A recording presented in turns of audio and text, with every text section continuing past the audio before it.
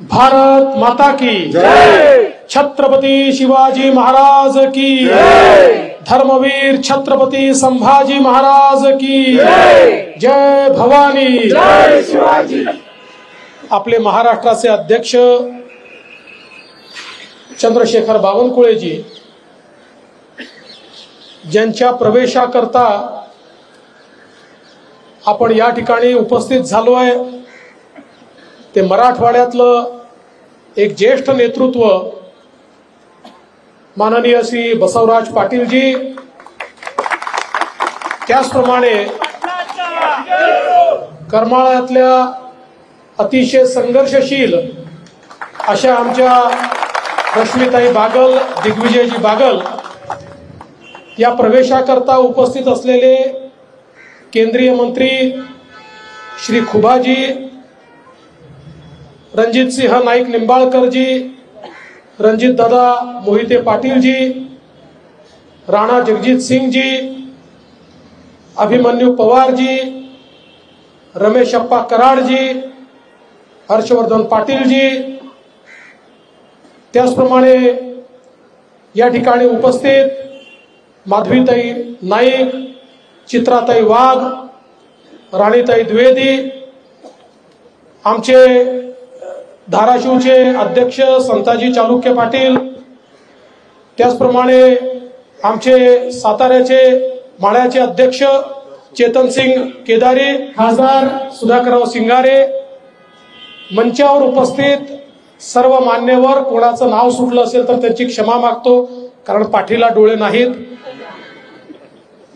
आणि उपस्थित सर्व माझ्या भगिनी आणि बंधूंनो, आज भारतीय जनता पक्षाकरता हा अत्यंत महत्त्वाचा दिवस आहे की बसवराज पाटील यांच्यासारखा एक जुना आणि जाणता नेता, ज्या नेत्याने मराठवाड्यामध्ये काँग्रेसला बळ दिलं आणि धाराशिव असेल, लातूर असेल, तिकडे सोलापूर असेल, इकडे नांदेड असेल, अशा सगळ्या भागांमध्ये ज्यांनी अनेक कार्यकर्ते उभे केले, एक संघटन उभं केलं, 40 वर्ष अत्यंत प्रामाणिकपणे पक्षाची सेवा केली, 5 वेळा आमदार, मंत्री, विविध पदांवर काम केलं, पण हे सगळं करत असताना त्यांनी कधीही जमीन सोडली नाही,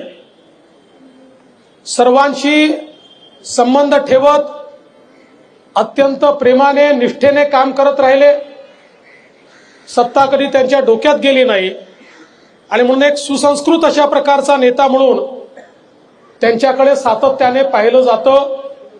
अशा प्रकारचं हे नेतृत्व आज भारतीय जनता पक्षामध्ये येत आहे. मला अतिशय आनंद आहे. मी खुबा साहेबांचे देखील आभार मानेन की आपण यामध्ये खूप पुढाकार घेतला आणि त्यामुळे एक चांगले नेते आज भारतीय जनता पक्षाला या ठिकाणी मिळाले आहेत. आणि मला विश्वास आहे की 40 वर्ष त्यांनी निष्ठेने काँग्रेस पक्ष मोठा केला. आता पुढच्या काळामध्ये ते अत्यंत निष्ठेने भारतीय जनता पक्षाला मोठं करण्याचं काम करतील. त्यांनी एकच गोष्ट सांगितली.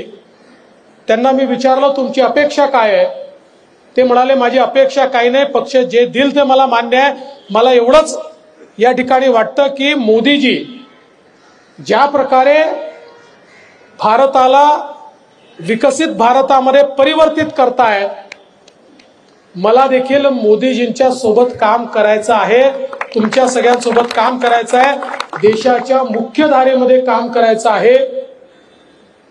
आणि ज्या पक्षात मी काम करतो त्याच्याबद्दल माझी तक्रार नाही, पण आता तिथे समाजाकरता आणि देशाच्या मुख्य धारेकरता काम करता येईल असं मला दिसत नाही.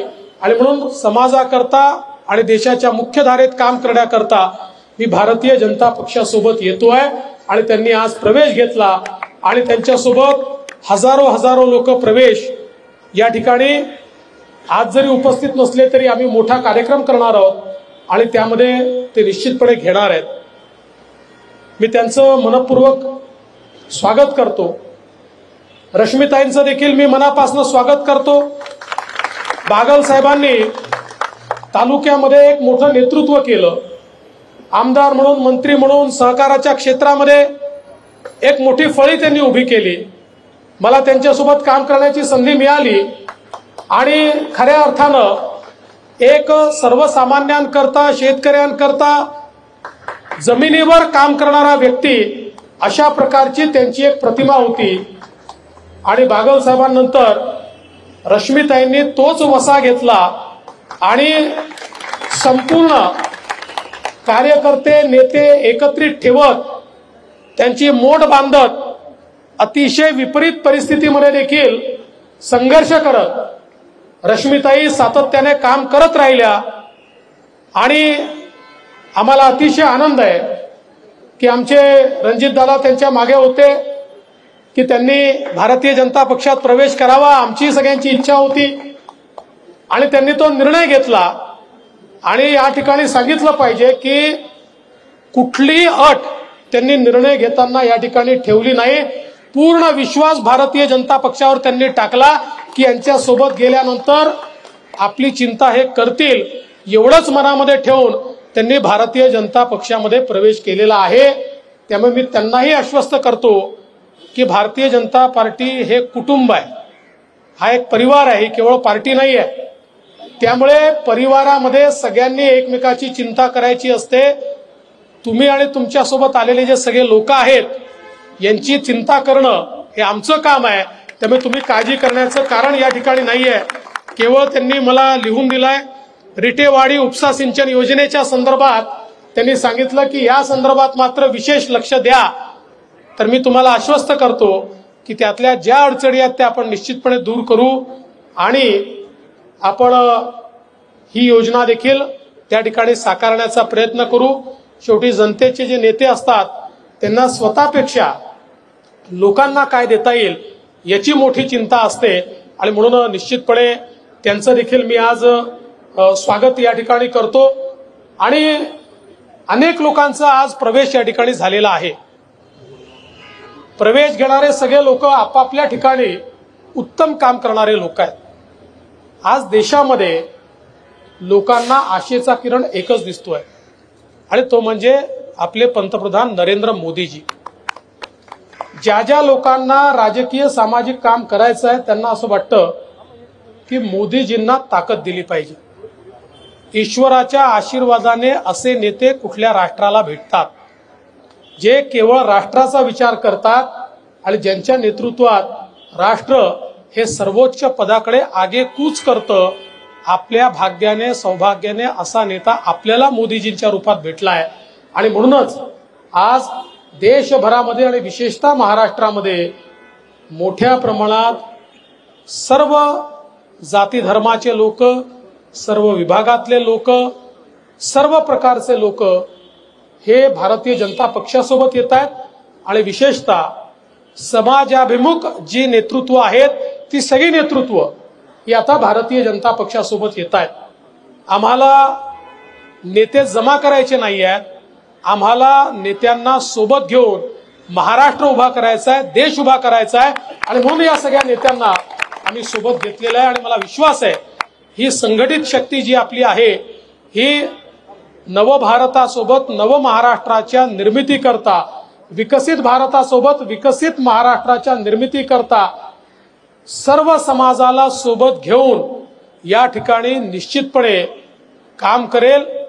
मी आमचे अध्यक्ष चंद्रशेखर बावनकुळेजी यांचं मनापासून अभिनंदन करतो की बावनकुळेजींनी पक्षाला एक नवीन उभारी दिली आहे, एक नवीन भरारी दिली आहे आणि इतक्या मोठ्या प्रमाणात त्यांच्या नेतृत्वात पक्ष मजबूत होतोय। त्यांचं देखील मी अभिनंदन करतो।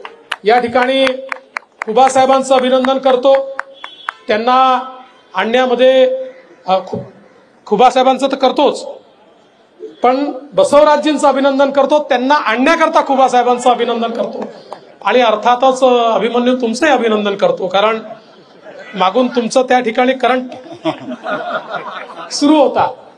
आणि रश्मीताईंचंही स्वागत करून, दिग्विजयजींचंही स्वागत करून मी माझे 2 शब्द संपवतो। जय हिंद, जय महाराष्ट्र।